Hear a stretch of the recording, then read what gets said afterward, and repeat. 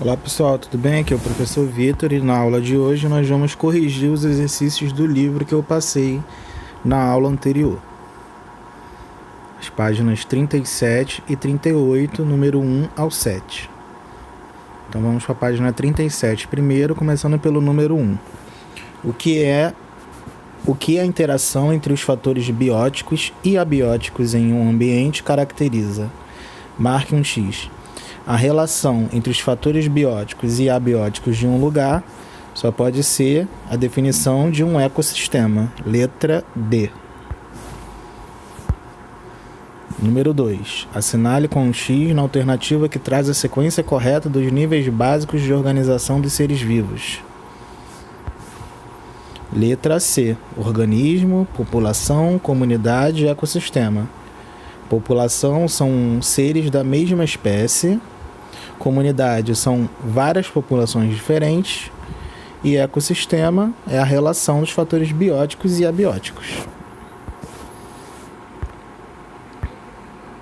Número 3. Em uma fazenda, a plantação de milho foi intensamente reduzida por causa da geada na região.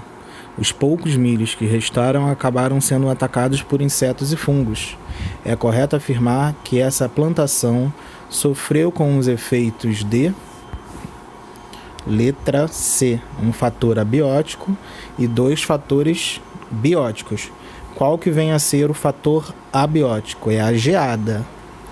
E os 2 fatores bióticos são os insetos e os fungos que atacaram a plantação de milho. Número 4. As cadeias alimentares são formadas basicamente por 3 elementos: produtores, consumidores e decompositores. Escreva a seguir a diferença entre eles e como se relacionam para formar uma cadeia alimentar.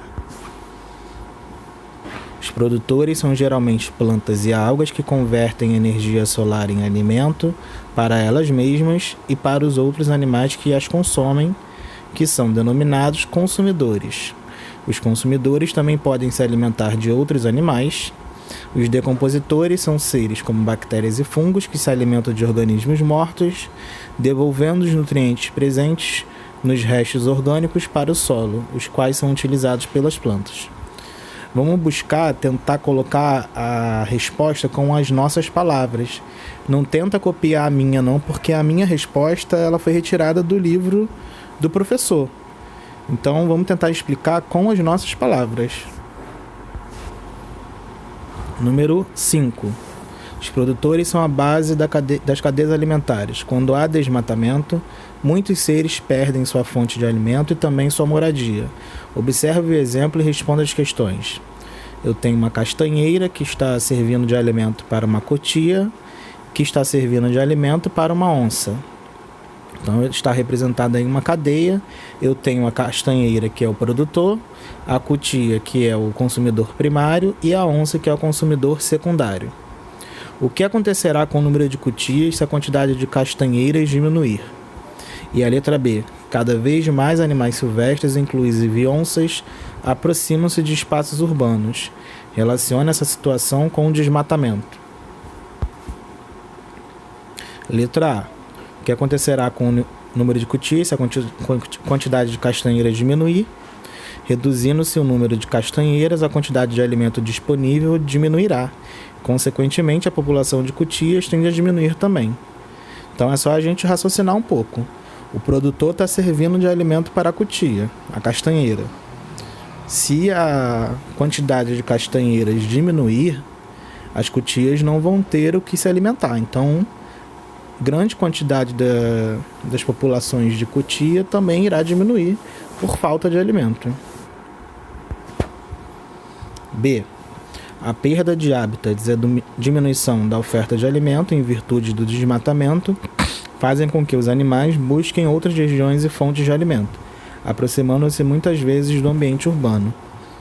Então, por que a onça ela acaba invadindo o ambiente urbano? Primeiro, por conta do aumento da quantidade de espaços urbanos, né, de cidades que se aproximam cada vez mais das florestas. E segundo, pela falta de alimento, né? Como diminui o alimento, ela tem que procurar esse alimento em outros lugares. Então ela acaba indo para perto do homem, né, nas cidades. Agora a página 38, número 6. Leia o texto e responda as questões. Urubus do Brasil. Para a maioria das pessoas, os urubus são aves feias, nojentas, sujas, que vivem em lixões e comem carniça. Porém, os urubus têm uma importância fundamental na natureza. Mantêm o ambiente que vivem limpo, eliminando desde carcaças até ossos, sendo responsáveis pela eliminação de 95% das carcaças de animais mortos na natureza. Com isso, eles ajudam a prevenir a propagação de doenças, eliminando bactérias que poderiam adoecer ou matar muitos animais selvagens e domésticos. Estudos demonstraram que em áreas onde não há urubus, as carcaças levam até 3 ou 4 vezes mais tempo para se decompor.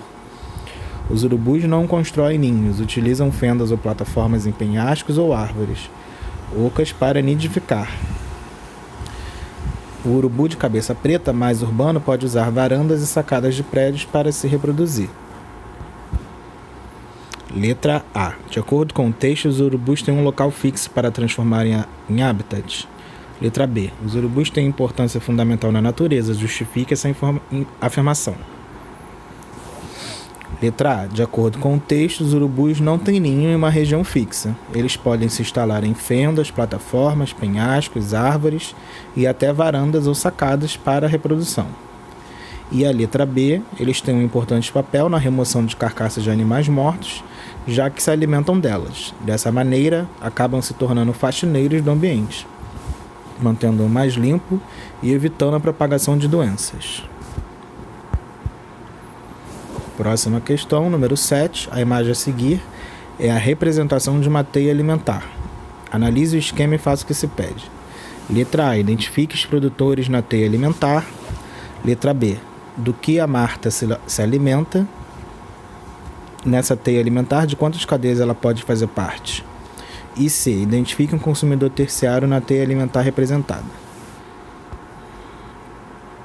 Letra A. Os produtores nesse caso são as plantas, identificadas na imagem como vegetação, que realizam fotossíntese e produzem o próprio alimento, além de fornecer alimento aos consumidores primários da teia.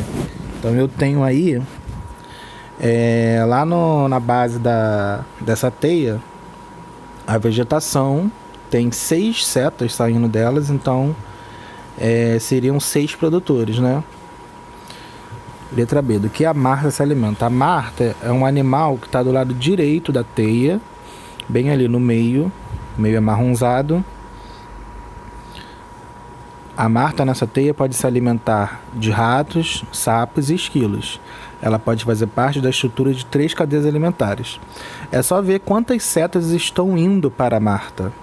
Eu tenho setas saindo do esquilo, eu tenho seta saindo do rato e eu tenho seta saindo do sapo. Então ela se alimenta desses 3 animais. Identificar um consumidor terciário. Aí a gente vai ter que ver quem são os terciários. A gente vai ter que estar se alimentando do consumidor secundário. Os únicos terciários que tem aí são o lobo, o leão da montanha e o gato. Acabando a correção, agora vamos ver sobre as relações ecológicas. O que vem a ser isso? A interação dos diversos organismos que constituem uma comunidade biológica são genericamente denominadas relações ecológicas e costumam ser classificadas pelos biólogos em intraespecíficas e interespecíficas, e elas também podem ser harmônicas ou desarmônicas. As relações intraespecíficas são as que acontecem entre indivíduos de uma mesma espécie. As interespecíficas são as que acontecem entre indivíduos de espécies diferentes. Então, intraespecífica, relação de animais da mesma espécie. Interespecíficas, relação de animais de espécies diferentes. Essas relações elas podem ser harmônicas, quando pelo menos uma das espécies se beneficia, só que a segunda espécie ela não tem prejuízo nenhum. Se qualquer uma das espécies ela sofrer um prejuízo ou até mesmo a morte, ela vai ser uma relação desarmônica. Então eu vou ter relações harmônicas que são intraespecíficas com animais da mesma espécie, e eu tenho relações harmônicas que são interespecíficas, de animais de espécies diferentes. Relações desarmônicas, a mesma coisa. Pode acontecer com seres da mesma espécie, como seres de espécies diferentes. Então aqui está um resuminho de cada uma delas. A gente vai ver 10 relações.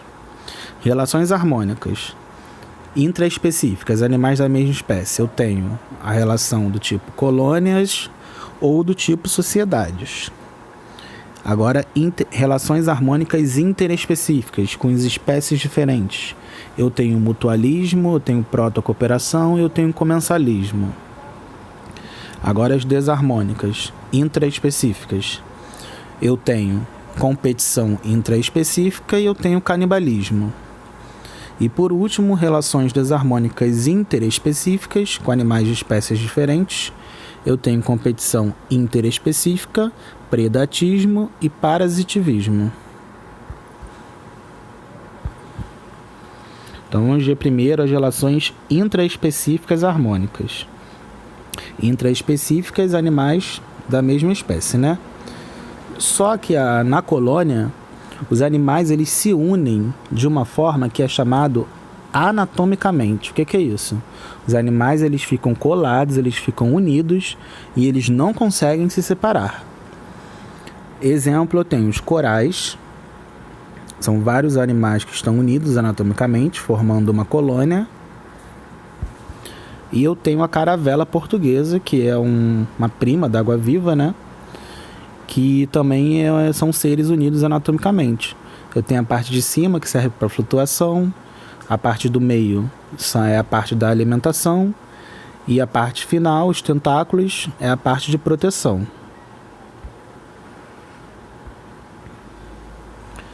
Segundo tipo de relação intraespecífica harmônica, sociedade. Nesse tipo de relação, os animais e os seres eles não vão estar unidos anatomicamente. Aí pode ocorrer de cada um ter uma função específica. Por exemplo, sociedade dos insetos, abelhas, formigas, vespas. Na sociedade das abelhas, as funções dos indivíduos são bem definidas, havendo 3 caixas sociais, a rainha, o zangão e as operárias. As operárias, elas protegem a colmeia, né? E também alimentam as ninfas, que são os filhotes das abelhas. As operárias elas estão alimentando a futura rainha, na segunda imagem. E aí a comparação entre elas, ó, a abelha operária, o zangão, que é o macho, e a rainha, que serve para a reprodução da colmeia. A gente acaba chamando erroneamente uma colmeia de colônia, mas biologicamente, cientificamente, para ser considerado uma colônia, os seres eles têm que estar unidos anatomicamente. Como as abelhas não estão unidas anatomicamente, elas na verdade elas são uma sociedade. Agora vamos ver as relações interespecíficas harmônicas que acontecem com os seres de espécies diferentes. Primeiro tipo, mutualismo. Associação entre indivíduos de espécies diferentes, necessária à sobrevivência dos participantes e que beneficia ambos. Exemplo, cupins e protozoários. Segundo exemplo, boi e bactérias. O cupim ele se alimenta de madeira. Só que dentro do cupim existem protozoários que vão ajudar o cupim a digerir a celulose que está presente na madeira. Tanto o cupim quanto o protozoário, eles são beneficiados com isso. O protozoário quebra a celulose se alimentando e dando alimento para o cupim. É uma relação benéfica a ambos os indivíduos. Por isso é chamado de mutualismo, uma coisa mútua. Ambos ganham um benefício. Segundo exemplo, boi e bactérias. Mesma coisa, lá no estômago do boi, no intestino do boi, existem bactérias que ajudam o boi a digerir as plantas que ele come. Ambos saem beneficiados com isso. É uma ajuda mútua. Por isso que o nome é mutualismo. Segundo tipo, protocooperação. Associação entre indivíduos de espécies diferentes, em que ambos se beneficiam, mas a existência não é obrigatória. No mutualismo, é obrigatório ocorrer essa relação. Na protocooperação, não é obrigatória. Os seres, eles conseguem viver sem fazer essa relação. Exemplo, nós temos 3 exemplos aqui. Primeiro exemplo, paguro e anêmona do mar. Ali na foto, embaixo, lado direito. O paguro é esse animal, ele pega conchas e começa a levar essa concha pelo fundo do mar, como se fosse uma casa para ele. Isso serve como proteção. Só que de vez em quando, algumas anêmonas do mar, que são animais fixos, eles se prendem nessas conchas, eles nascem nessas conchas e ficam presos ali. A anêmona do mar, que é um animal fixo, ela acaba se beneficiando, porque o paguro vai levando ela pelo fundo do mar, então ela consegue chegar a lugares que ela não conseguiria chegar sozinha, porque ela é fixa, consegue achar novos parceiros sexuais também. E o paguro, como que ele se beneficia? Porque a anêmona do mar, ela também é prima da água-viva. Então, os animais, quando encostam na anêmona, eles se queimam. Então, aqueles animais, eles vão evitar chegar perto para não se queimar, né? Então, ambos estão se beneficiando. O paguro consegue viver sem a anêmona? Sim. A anêmona consegue viver sem o paguro? Também consegue. Mas se ambos se ajudarem, ambos vão se beneficiar. Segundo exemplo, boi e pássaro anu. O pássaro anu, ele vai na pele do boi e se alimenta dos carrapatos que estão presos ao corpo dele. Então o pássaro ele se beneficia porque ele está se alimentando, e o boi também se beneficia porque o pássaro tira os carrapatos que passariam alguma doença para ele, né, algum incômodo no corpo dele. Terceiro exemplo, pássaro palito e jacaré. Esse pássaro ele tem o hábito de se alimentar dos restos que ficam nos dentes do jacaré. O jacaré não come o pássaro, porque o pássaro ele ajuda ele a tirar os restos alimentares e evitar que dê problemas nos dentes dele, né? Como cáries. Cáries dá no ser humano, mas também dá nos animais, né? Comensalismo agora. Associação entre espécies diferentes, na qual uma espécie é beneficiada sem causar prejuízo ou benefício a outra. Aí eu tenho 2 tipos. O primeiro tipo é o comensalismo típico e o segundo tipo é o inquilinismo. Comensalismo típico. Relação em que uma espécie se alimenta de restos alimentares de outra sem prejudicá-la. Exemplo, abutres que aproveitam restos das presas dos leões. O abutre fica lá só esperando o leão ir embora do animal que ele predou, vai lá e se alimenta desses restos. Está prejudicando o leão? Não está prejudicando o leão. Está beneficiando o abutre? Sim. Então é um comensalismo. Tubarão e rêmora, a mesma coisa. Veja aí na parte de baixo do tubarão, na foto do meio, tem um animal que parece que está preso no tubarão. Esse animal é um peixe que se chama rêmora. A rêmora ela tem uma ventosa que gruda na pele do tubarão sem prejudicar ele. Quando o tubarão se alimenta, alguns restos alimentares saem da boca dele. Então a rêmora acaba se beneficiando com isso. Prejudica o tubarão? Não prejudica o tubarão. Faz diferença a rêmora está ali ou não está ali para o tubarão? Não faz diferença nenhuma, ela não incomoda ele. Então isso é um comensalismo típico. O inquilinismo, relação ecológica que uma espécie inquilina vive sobre outra no interior de uma espécie hospedeira sem prejudicá-la. Nos vegetais, essa associação recebe o nome de epifitismo. Algumas bromélias têm o hábito de viverem presas a outras árvores e não prejudica a planta. Tanto faz ela estar ali como ela não está. O comensalismo, como é que descobre esse comensalismo?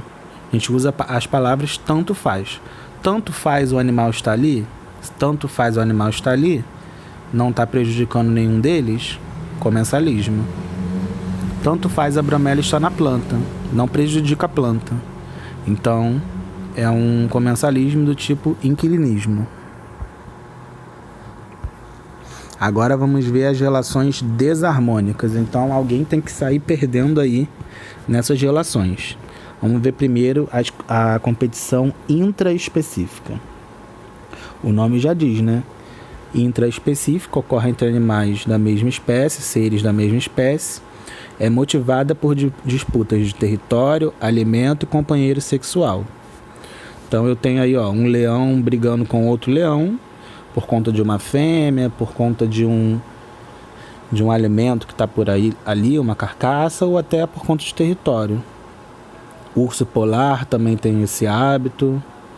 E esse outro animal também aí embaixo, 2 machos brigando por conta ou de território, alimento ou companheiro sexual. Segundo tipo, canibalismo, relação na qual um organismo se alimenta de outro da mesma espécie. Existem animais que isso é comum acontecer. Por exemplo, a viúva negra, a aranha. Ela tem esse nome porque, após ela se reproduzir com o macho, ela se alimenta dele. Por isso que ela tem esse nome. O louva-a-Deus é a mesma coisa. A fêmea ela tem o hábito de comer a cabeça do macho depois que ela tem relações com ele. Quando o animal come outro da mesma espécie, se chama canibalismo. Agora vamos ver as relações interespecíficas desarmônicas. Como é interespecíficas, vai acontecer com os seres de espécies diferentes. Predatismo. Essa aí é a relação ecológica mais conhecida, né? Essa aí não tem como errar. São quando animais de uma espécie comem um outro animal de outra espécie. Aí a gente chama um de predador e o outro de presa. Então tem algumas fotos de animais fazendo predatismo.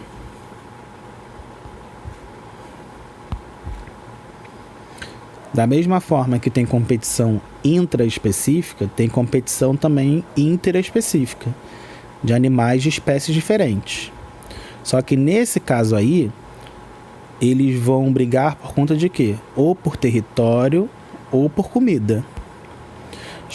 Geralmente ocorre quando 2 espécies ocupam o mesmo nicho ecológico. O que é nicho ecológico mesmo? Função do animal, do ser no meio ambiente. Então eu tenho aí um roedor brigando com pássaros por conta de quê? Por conta de um alimento. Isso aí é o quê? Uma competição interespecífica. Segundo exemplo, hienas e abutres, eles estão brigando por uma carcaça de um animal morto. Como são animais de espécies diferentes, isso aí é uma competição interespecífica. Eles estão brigando pelo quê? Pelo alimento. E por último, parasitivismo ou parasitismo.